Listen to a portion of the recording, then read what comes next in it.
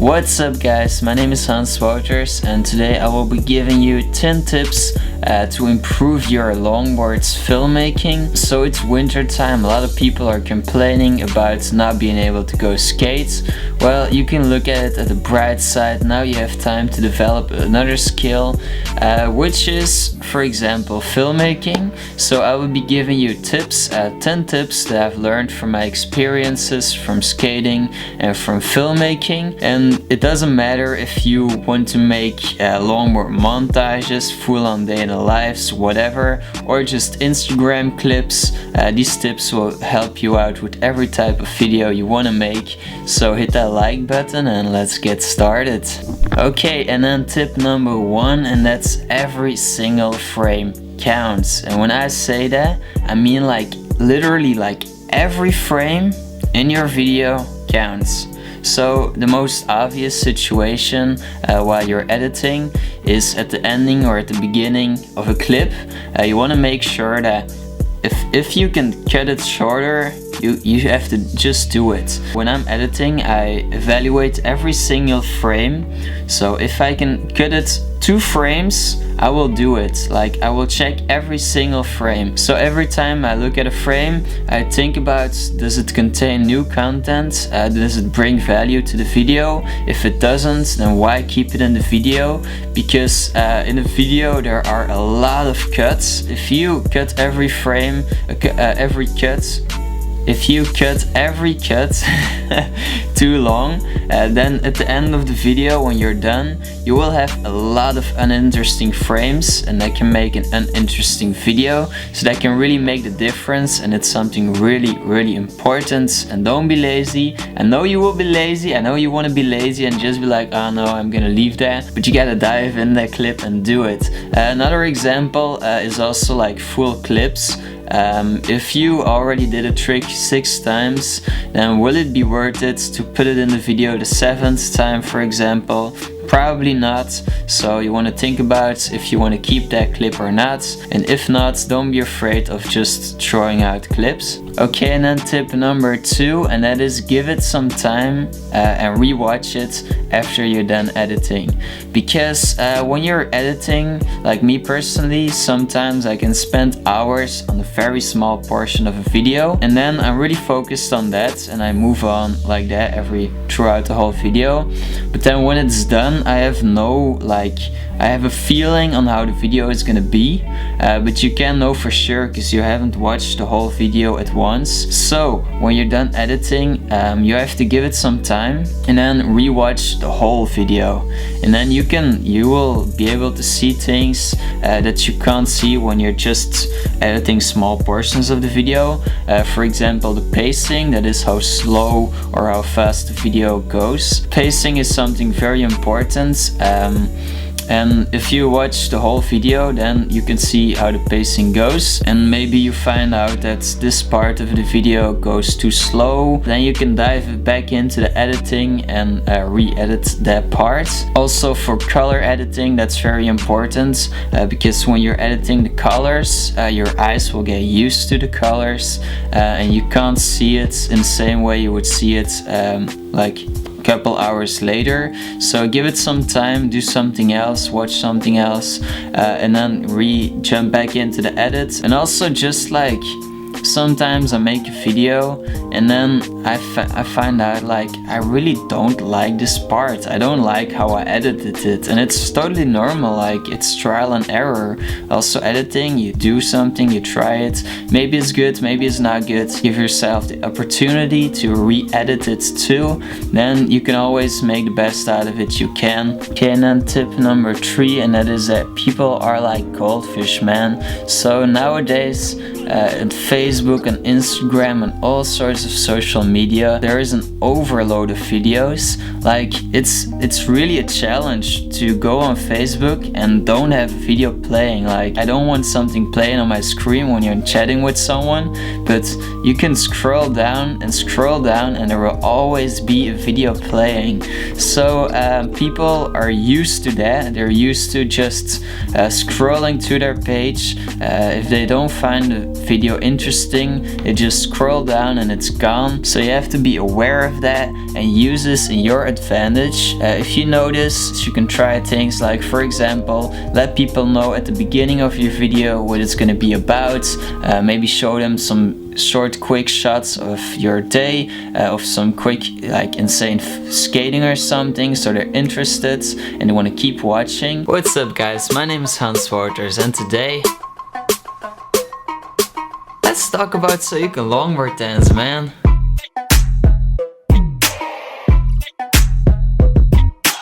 What I'm trying to say with this tip is that you just have to be aware of that.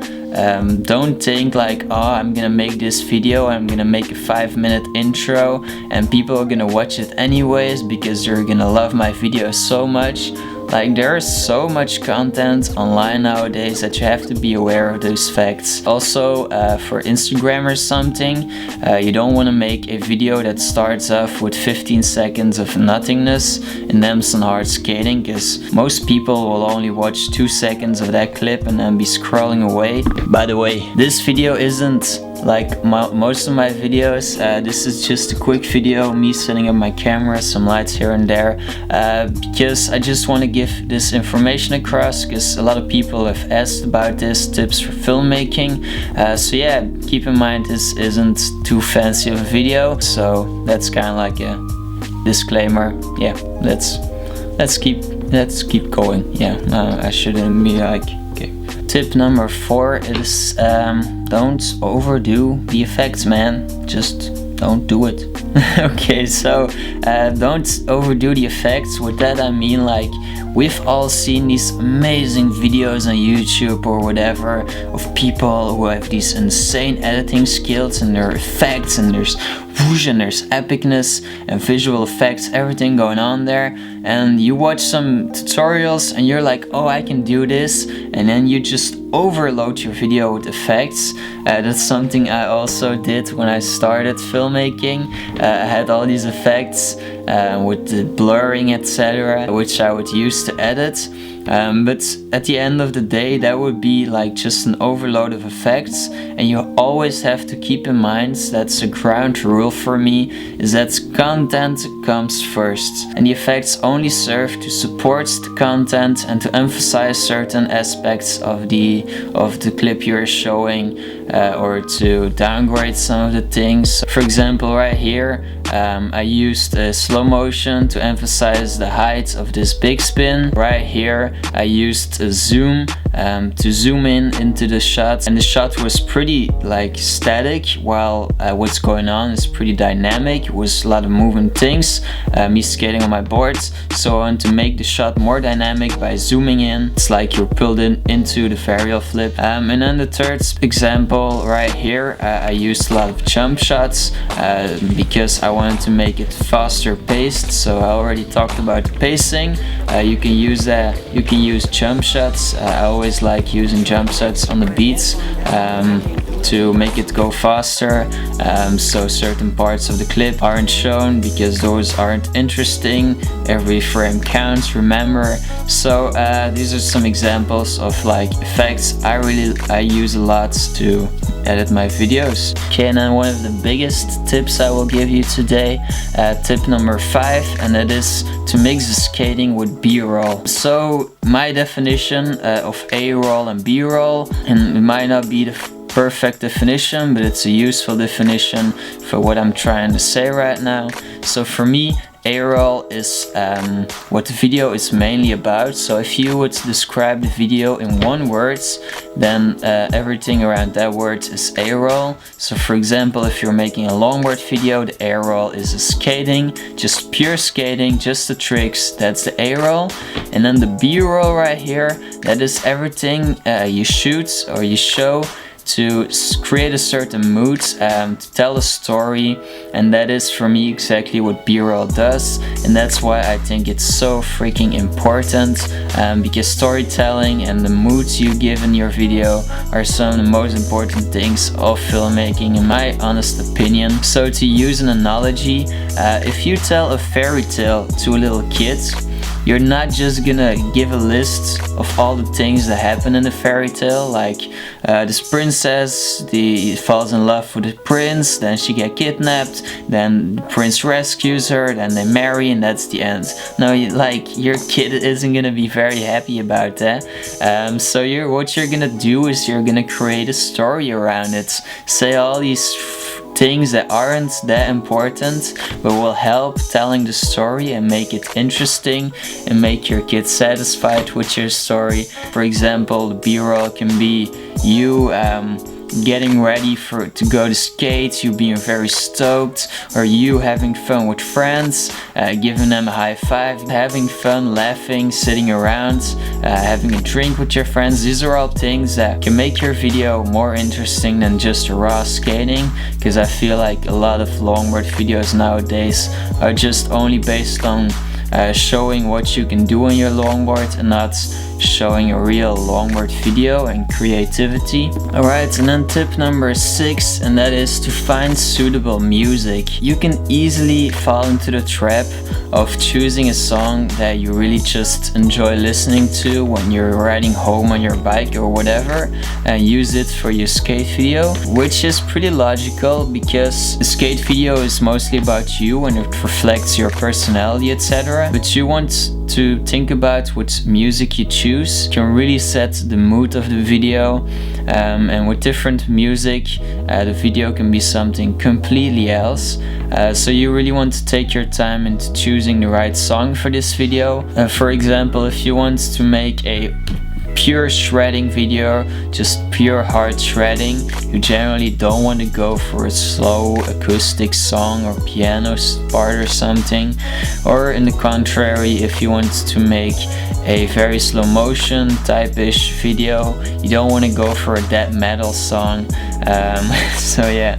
And also tip for Instagram clips, I mostly go for very likable songs that aren't like that not everybody already knows, because if you go for the most mainstream songs, in my opinion or in my experience too, those songs don't go that well because people are like, oh, I've heard that song so many times, maybe I don't want to listen to it again. But if you take a song that is that's upcoming, then people are like, oh, that's interesting, what's this song? A lot of people also reply on my Instagrams and they ask, what's that song right there?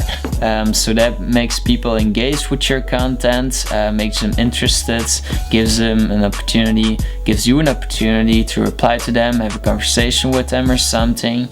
And also, for example, when Flume puts out a song, like when 90% of the people haven't heard it yet, I will quickly make a video with it that will give it like that extra value, bring extra value to your video, because your video also brought extra value to the person who was watching it. And then tip number 7, also an extremely important tip for me personally, and that is always shoot in manual mode. This camera, or with my other camera, I've been using these to do filmmaking for many years, and I'm pretty proud to say I haven't used the automatic modes one shot.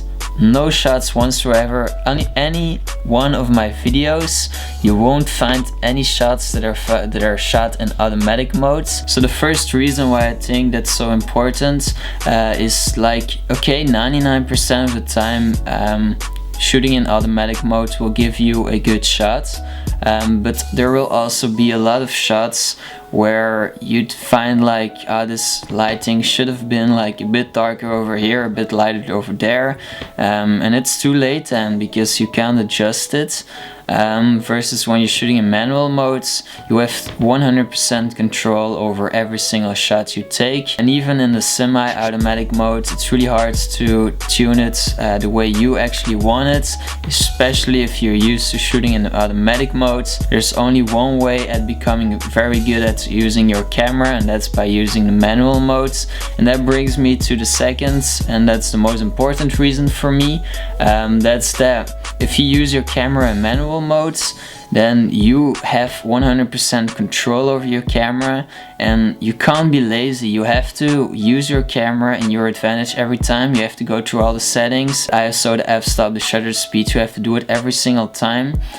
So that makes that you have to be able to be quick about it, because a lot of the times you don't have that much time to take the shots, and you will probably mess up a lot of shots in the beginning like I did, but you will practice it by doing it, and that will make you a better photographer, a better filmmaker. And then tip number 8 is also in the same style as the previous tip, and that is that it's not about the camera, it's about the cameraman. This might sound cheesy and might like, oh yeah, I heard this a million times, Hans, shut the fuck up. Well, no man, it really is, and I really believe in this. There will always be a better camera than the one you have. So you have to just use it in your advantage. Just take that camera and act like it's the best camera ever, and you're gonna use it to make the best shots that it possibly can. That's also what I'm doing. I don't have the best camera, I don't have the best lens, but it's okay, and I can use it to capture what I want to capture, even though I know that another camera might make it look way cooler without me doing any efforts. It is also very good news, because it's a lot cheaper to invest in becoming a better cameraman than invest in having better camera gear. You can look up so many tutorials online, etc. It's crazy how much information there is online, and then your camera gear really comes secondary to that. Okay, and then tip number 9 is very practical. It's a pretty basic tip, but it's very important. And that is keep your freaking camera steady, man. I see a lot of longboarders who are like, who have really good videos, but the camera is just so shaky that I'm distracted as hell because of it. And steady movement of camera is just super satisfying to look at. So just being aware that the camera will probably be shaky if you don't think about it, that will probably already improve the smoothness of your video. And then tip number 10, and it is be creative, man. Be freaking creative. Longboard filmmaking in general, for me personally, it's all about being creative. It's all about being about creativity, and it will always be like that for me. You gotta look at it like this. Like, making a video is a chance to create an alternate reality. You're filming the reality, but when you're editing, you can make it something completely different. Nobody even saw when that event was happening, but you saw it, and this is a chance for you to create this vision that you had, make it something real, and share it with other people, and amaze them by it. And it's something really magical, man. Filmmaking is something so magical, so you gotta respect that. You gotta be creative with it, you gotta be unique, be original, be authentic. It's so important. You don't just want to record your skating, like that's just freaking, what you want to do is make art of it. Make freaking art of it, man. And with that, I'm signing out. Okay, maybe I got one more tip for you guys, and that is be short. Okay, so that's the end of this video. Let me know what you think about this sort of video, just a pure informational video giving you tips, my experience. I actually prepared this video, so yeah, just been going a lot of preparation going into this video, even though it is just a really quick setup with my camera right here in my room. So let me know what you think about this. Other than that, I will keep being a filmmaking, keep striving to become better at it. I hope you guys will do the same. I want to thank you guys for watching my videos. It is a real honor to make these videos for you guys and hear your feedback on it, because that is always so greatly appreciated. So yeah, thanks a lot for watching. As always, big hugs from Belgium right here, and I'll see you guys in the next one. Ciao. Starting off good, man. Okay, tick. Wow, man, I'm starting off every single video with a fail. Then trick. What the fuck? I'm not even doing this on purpose. Trick, then finish. Oh man. Trick. Tip. tip, tip. Alright, and then trick number, okay, and then tip, I always keep saying trick, that already sucks, man. You didn't see the first time, and this intro is way too long. Okay, and then trick,